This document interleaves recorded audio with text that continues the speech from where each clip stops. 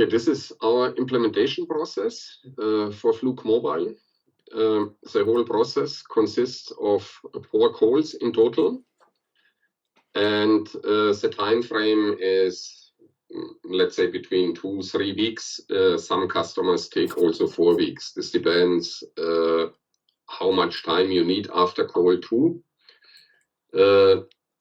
to roll out the app to more users, and because the third call is then a feedback call and a review call, and therefore it's good if people started using it so that we get good feedback from them. Today it's more about administration to clarify things which I need to consider during the setup of Fluke Mobile and the customization of it. But basically, after the call 2, when we do the configuration of the app and we go through, I can show you this also. We go through the screen explanation and do a typical workflow that you process a work order, create a work order, and it's the same for work requests.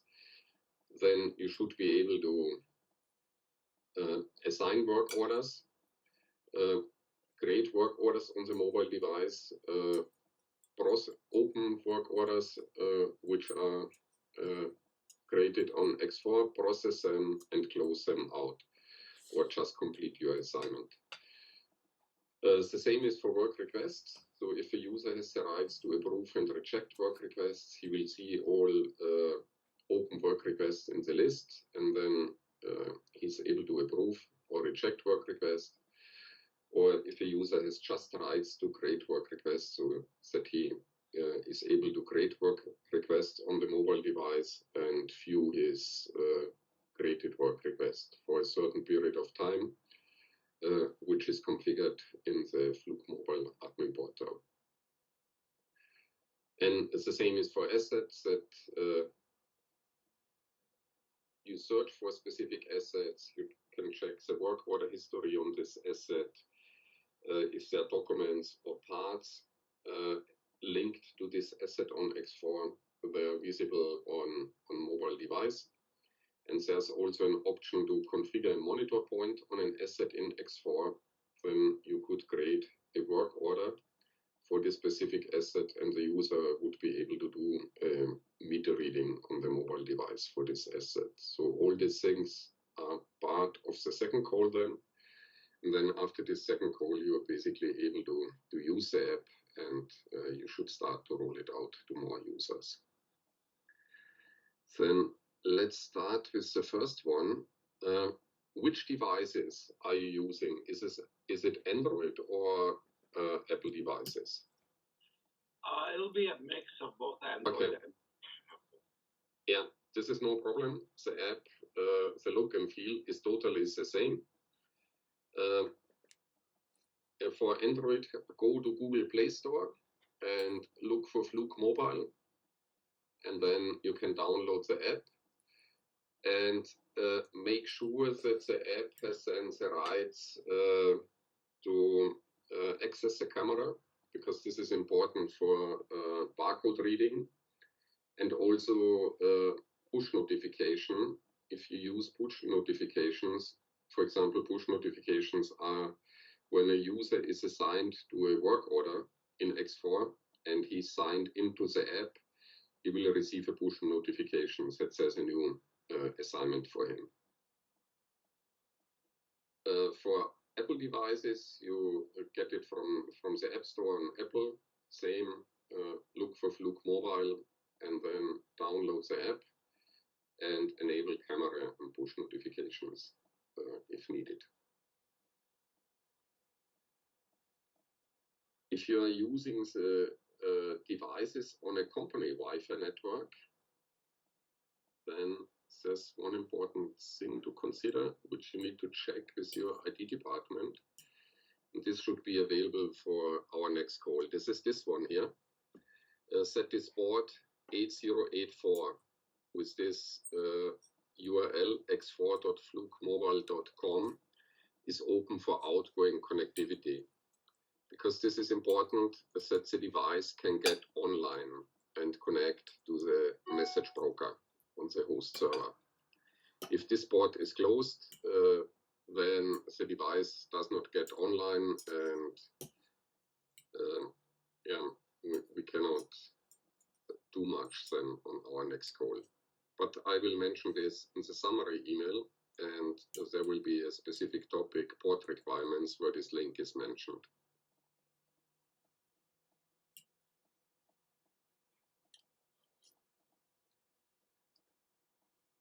Okay, then go to user contact, user roles.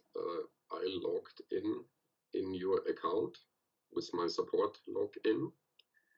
The user logs in the mobile app using his email credentials. So it will look like this.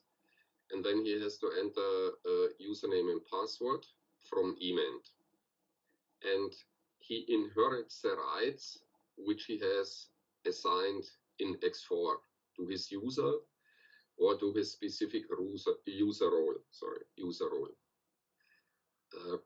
I see you have only 2 users at the moment in the system. Is this correct? Which system? Okay, this is our sandbox. This is the sandbox? Sandbox, yes. Yeah, looks like it. Let me check one thing, because I saw the sandbox is the other account. One second. Yeah, they have 5 users, including the admin.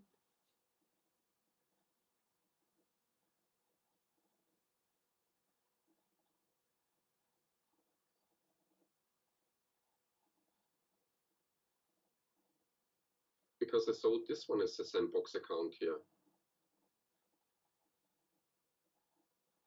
Civita HLSB. And here's the sandbox. And this one, which I have been logged in, is Civita HTRL. No, it's Savita HLTH. That was an old one that they created. Because if I search for Civita, I only get these 2 accounts. Let's take T out.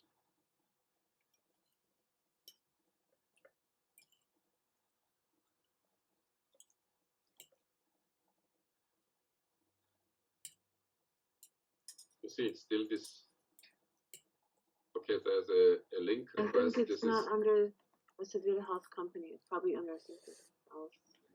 We might need to change that. But let me put in the chat their live account. So it's SEVITAHLTH.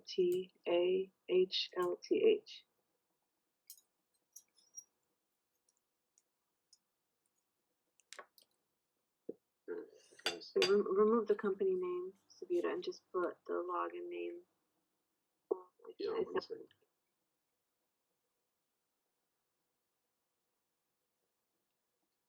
See.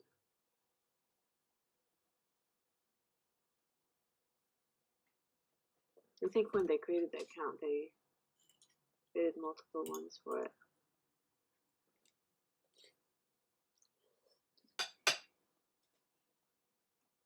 Did I do a typo? Civita.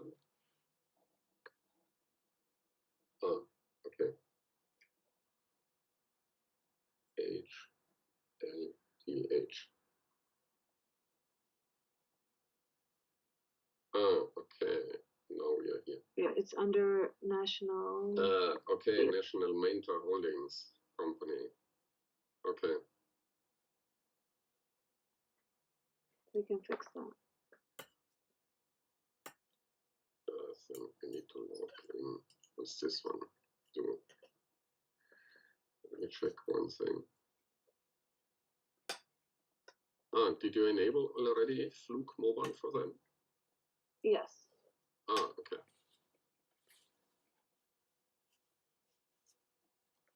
And you did a resync after enabling it. This when you create the tenant, then the third step to. I don't think we did a DB reload. No, not the DB reload. When you in the support tool, but I will check. Oh yeah, this I think anyway. I think I did. I think. Yeah. Yeah, I think I did. It was a while. Let me check my notes, but I believe I did. Yeah, I think because this API and everything was turned on. Okay, this looks much better now.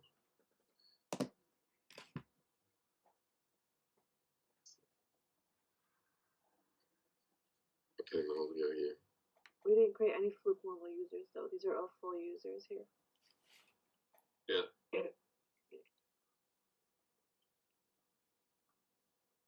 So, for example, if you would sign in Fluke Mobile, you use your Savita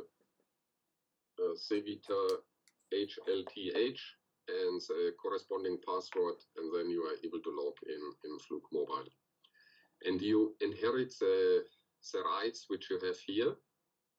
In this case, it's a specific user rights. So let me check this one here. Okay, he has no rights at all assigned to him. Yeah. So, and you can also assign roles. Then the user inherits the rights of his user role.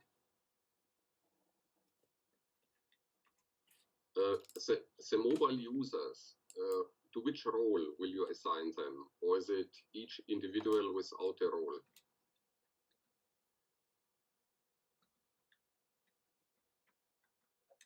I'm sorry, Christian, I didn't follow. Can you ask that again? Yes, if you go to user, and Asma said, the users which will use Fluke Mobile are not set up so far. And the existing users have no role applied. So when they log into Fluke Mobile, they would inherit the role which they have to their specific user. So if I check this one, for example, you see he has no rights at all. So he cannot access any tables or do any actions. And my question is, if you add more users to this, to the user table, and will you assign them a role then, or you will leave this on the user specific settings?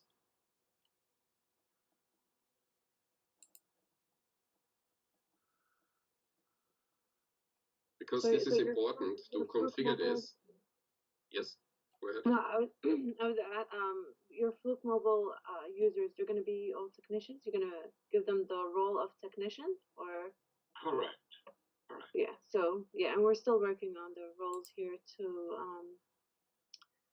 Sammy, just let me know for the users right now, the full users, what roles you want to give them. Should I give them all full user or for the full users here? This list can be full users, correct. What we see now, those can be full users. Okay, and then the Fluke Mobile users are going to be tech users. Exactly. Okay. And please, when you create them, Asma, make sure they have a contact so that you create them directly with the contact. Yeah. Because this is also important then for Fluke Mobile, because everything goes by the contact table then. Yes. Okay, then let's check user role administration. Let's really quick check technicians.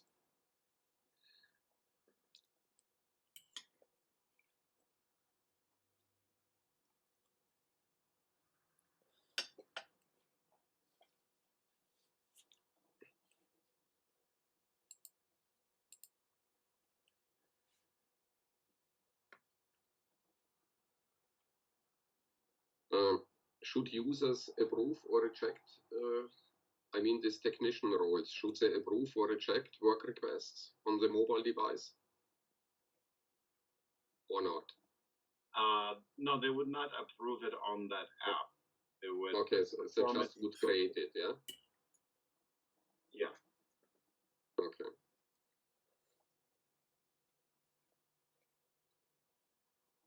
Okay, I will go over this and adjust them that they have the necessary rights to do work on the mobile device. Okay, this was user contact, user roles.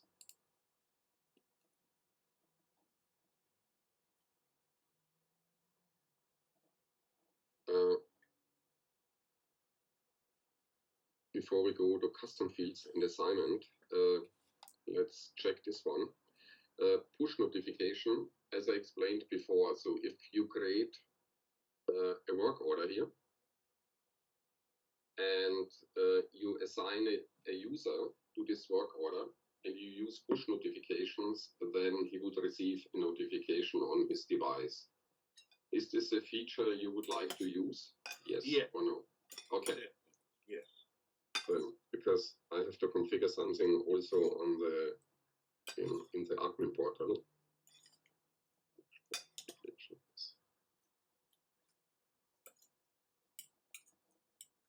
Okay.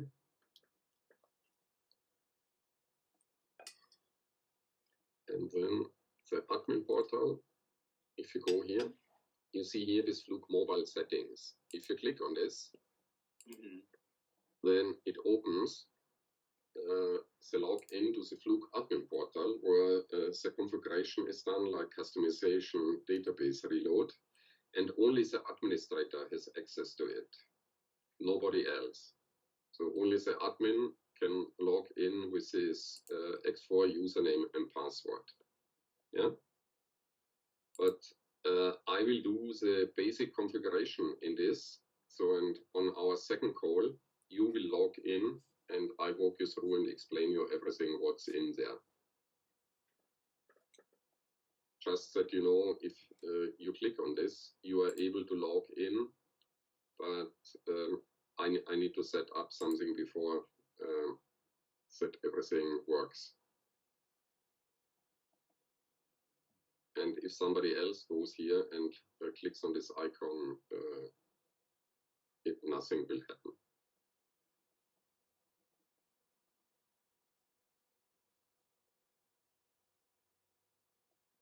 And normally after the initial basic setup,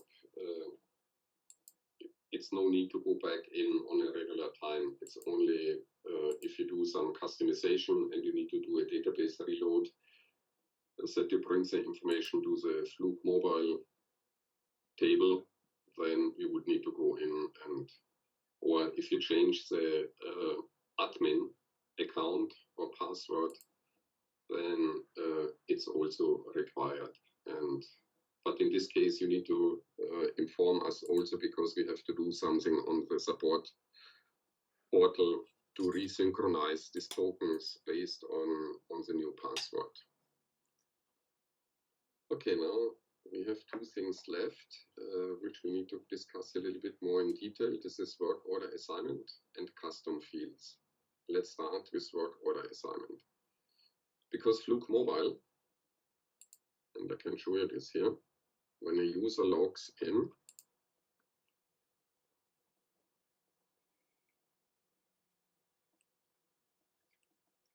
the first thing which will pop up is the work order list. In this view, he will see only work